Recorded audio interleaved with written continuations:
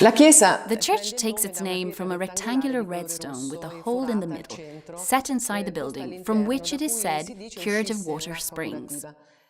A necropolis dating from 6th-7th century AD has been found in this area. The archaeological site of Pietrarossa is of particular scientific interest because it establishes a line of continuity between the Roman and the medieval periods.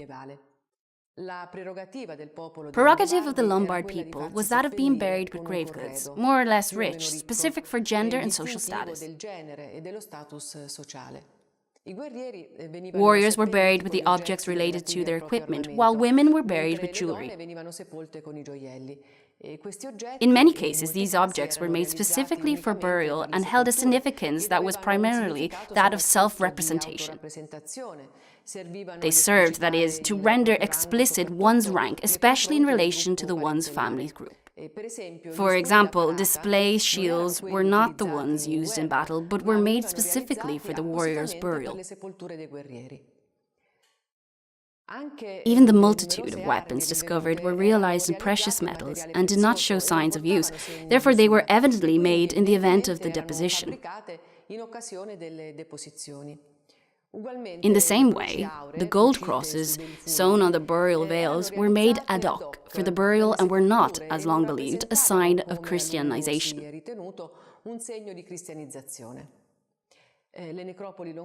Lombard necropolises show remarkable difference among themselves, both with regard to type and to chronology. The older tombs were essentially earthen graves. That is, very simple sepulchres dug in the ground that might be lined with stone slabs or simply with wooden planks. Only in certain cases were there more complex architectural furnishings, such as, for example, the houses of the dead, which were small models of wooden houses.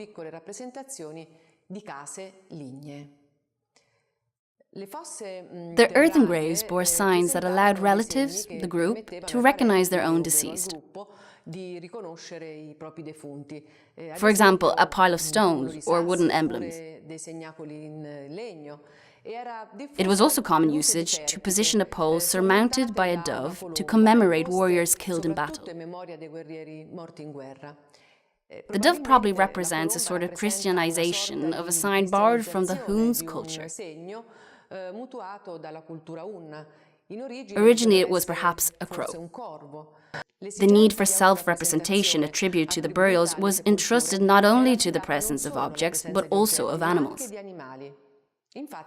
The tombs of some Lombard aristocrats or warriors, for example, were characterized by the presence of horses or dogs without their heads, which in some cases were found buried in small pits near the sepulchre. The head, in ancient funeral rites, represented an apotropic element and was considered the place in which the virtus, or military valor of a person, but also of animals, was concentrated. The horse was considered an animal distinctive of a knight. Therefore, its head was representative of the virtus of the horse and thus worthy of its own burial.